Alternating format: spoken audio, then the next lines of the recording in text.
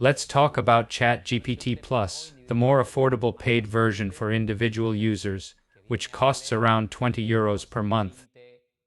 It costs $20 in the United States, and slightly more than €20 in Europe. The objective is to help you to know ChatGPT Plus and what it offers compared to the free version.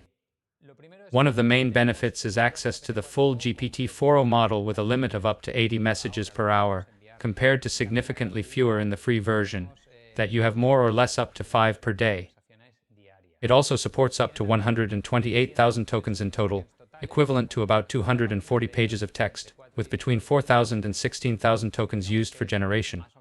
That's about 20 to 25 pages of output, and the rest can be used to input as much documentation as we want, so the system can summarize it or search through it for us, which allows us to add a lot of information. It also gives us, within certain limits, access to the new reasoning models, which take more time to process information, combine it from different sources, integrate it, and use it effectively. We have access to GPT 3.5, a strong reasoning model, along with GPT-4 Mini, which offers up to 300 messages per day. Additionally, GPT-4 Mini High is available. All these models support a 200,000 token context window. It has priority in the use of servers and gives also a preview, which has appeared in the interface recently, of the model they are going to launch, which is the 4.5, that is going to be rather more powerful. It also gives us early access to features before they're available to free users, like the one I just mentioned. We can create very realistic images with the new GPT-4 model. Up to 40 prompts every 3 hours, which amounts to around 200 images per day, compared to the very limited number available with the free model. We get 10 full deep research queries with 30 minutes of GPT-4 processing time using attachments, compared to only 5 queries per month with 10 minutes each on GPT-4 Mini. Deep Research is a tool that can take up to 25 to 30 minutes to analyze and process information in depth. It searches for data, retrieves it, integrates and segments it, and produces a detailed report to deliver the results we request.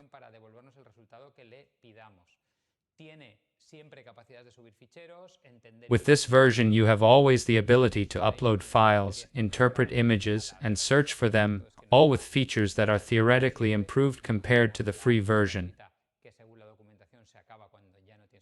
You have unlimited voice access, compared to the free version, which only offers a few minutes per month. This option is available on the phone, but it's already being rolled out on desktop as well.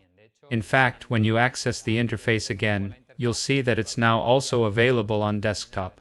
Another major advantage is the ability to create custom chatbots or agents by supplying specific documentation and instructing GPT to respond according to that content, providing more instructions that can later be used with the free version of ChatGPT. There's a daily usage limit for these agents, but usage is unlimited when using the paid version of ChatGPT. We can choose the model we want, which allows us to create our own custom chatbots.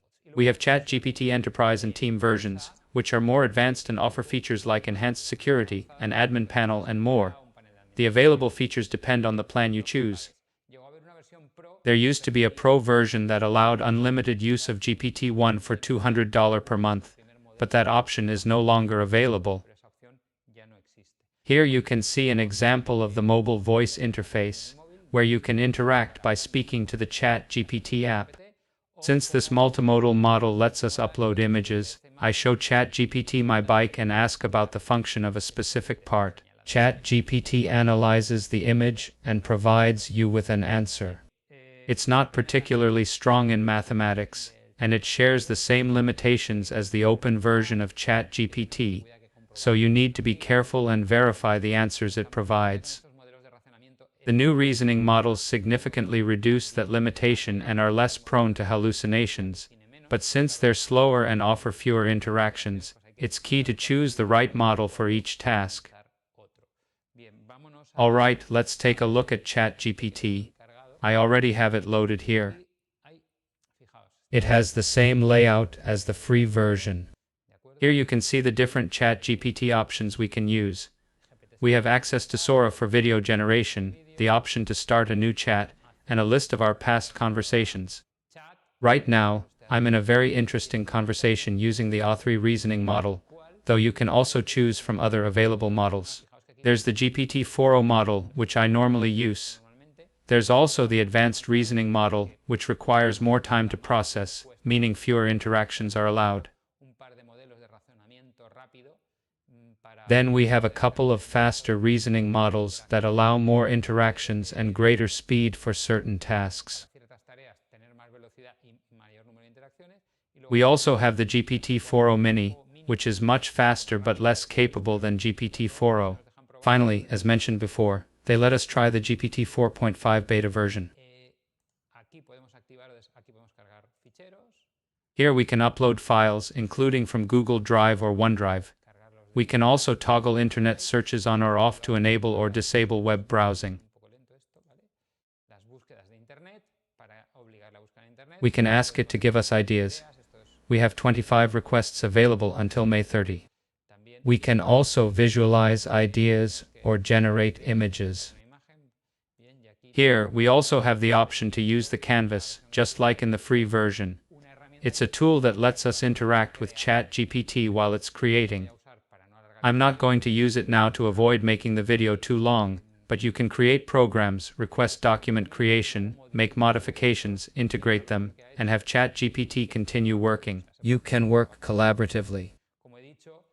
As mentioned earlier, it's similar to the free version, but it also allows you to write, run, and receive results from programs in real time.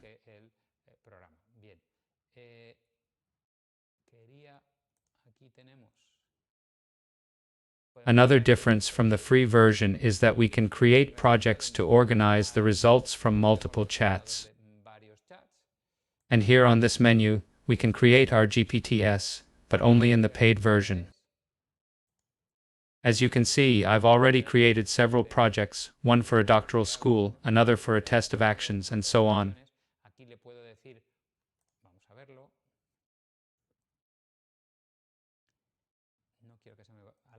I don't want to make my video too long, but briefly, you can ask what to do and configure it, give it a name, describe it, or provide precise instructions. It's possible to include conversation initiators and upload files so that the responses are based only on those files. I can upload documentation on a topic and have the chatbot work from it. I can enable or disable general features such as internet search, image generation, and canvas usage. You can preview the changes here on the right side of the screen.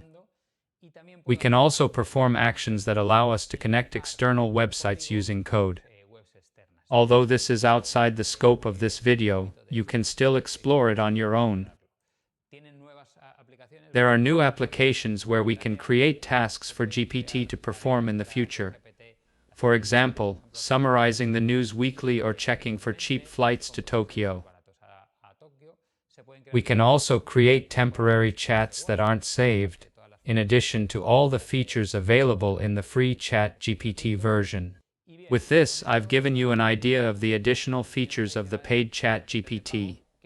By the time you watch this video, things may have already changed, as new updates happen every week.